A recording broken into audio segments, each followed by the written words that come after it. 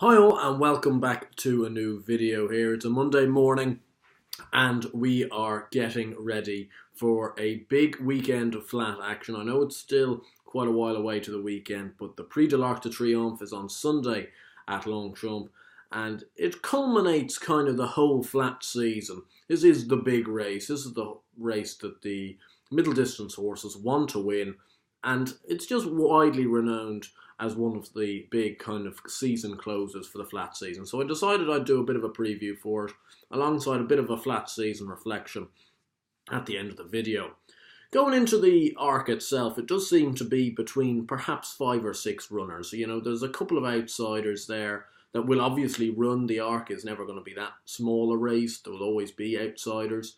But I just can't see any of them really putting in, any of the horses at 50 to 1, 66 to 1. None of them do seem to make any type of claims, and that's why their price is as it is. So we'll start off with the favourite Enable, who's here at 5 to 4, is the best I could see. That's Paddy Power giving out 5 to 4 for this John Gosden filly. 4-year-old now, won the Arc last year as a 3-year-old in her absolute golden 3-year-old year. She was absolutely superb, won the Oaks, won the Yorkshire Oaks, won everything. Won the Irish Oaks and then went on to win the Arc. And she won it really readily last year.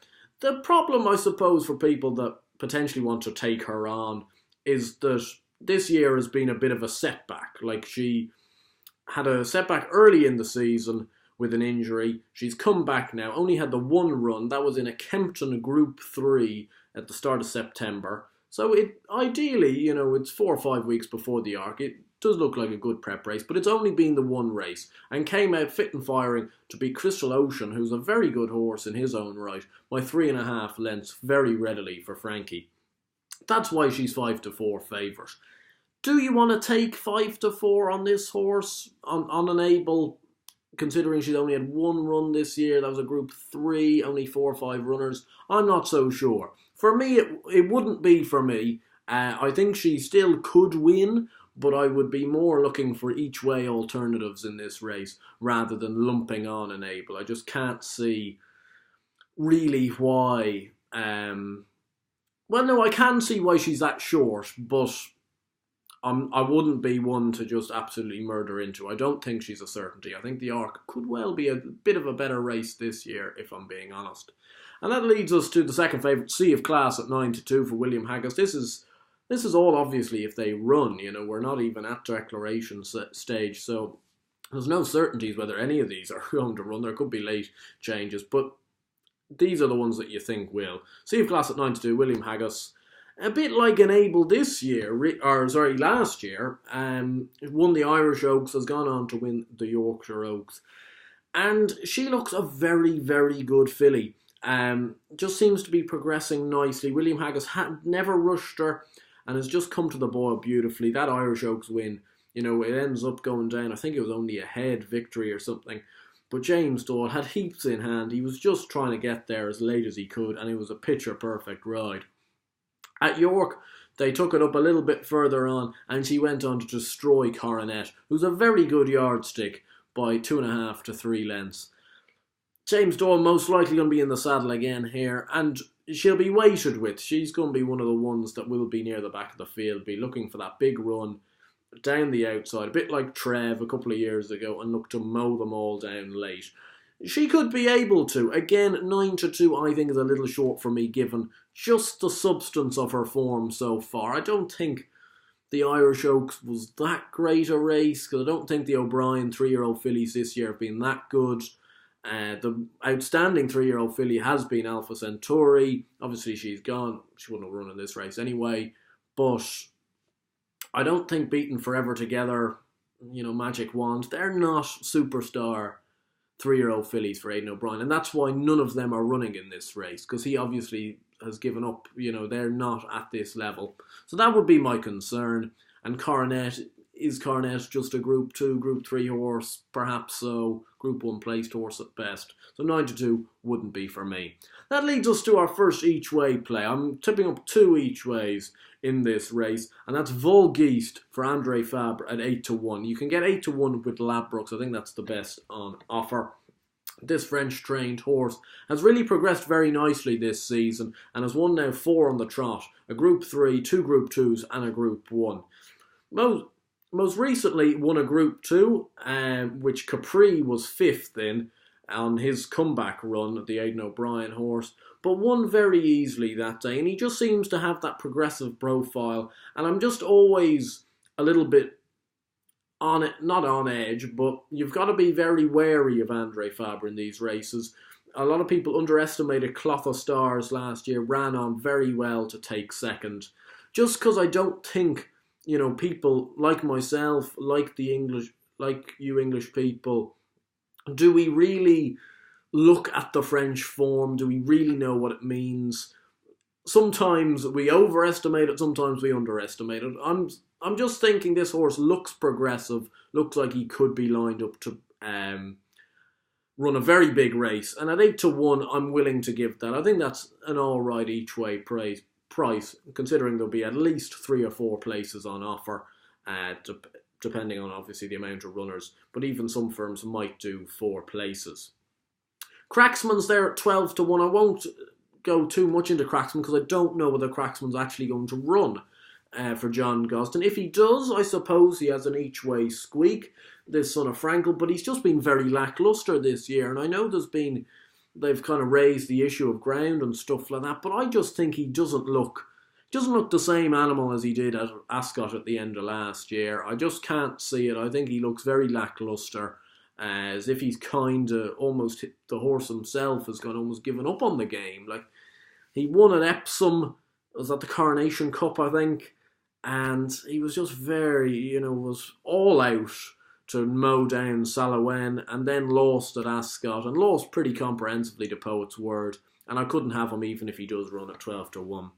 Which leaves us to our second each-way play, which is Kew Gardens at 14-1. Now, some people might be saying, Kew Gardens, a Ledger winner, is he quick enough? They did this with Capri last year, it didn't work.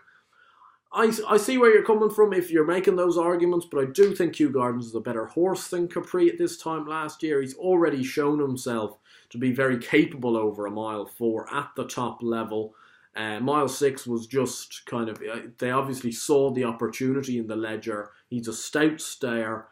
And I just feel he could have a bit more class than we're actually giving him credit for. I think a lot of people just pin him down as just this out-and-out stayer, and I don't think that's really fair. I think he does have a bit more class than that. His performances at a mile 4 this year would indicate that. He's in there with the top form at this level. He's going to stay well. I think at 14-1 he's a bit overpriced. You're probably clutching at straws if you're thinking he's going to win the race, but I feel he should be 8-1 / 10-1. And he's at 14s, and therefore I do feel I'm going to take that as an opportunity to get ahead of the game. I think he was at 14-1 on BetBright. I'm not quite so sure though.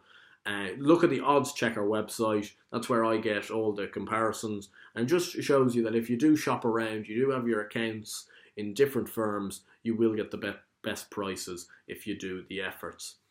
Apart from that, I don't really see there being a winner outside of that 5 or 6, because Crystal Ocean's there at 20-1 with Coral.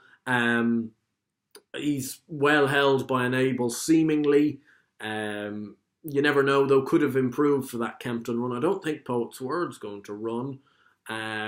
And of the real roughies, if it turns up soft, you might give an each-way squeak to Defoe at 40-1 for Roger Varian and Andre Atzini, second in a Group 1 in Germany last time out.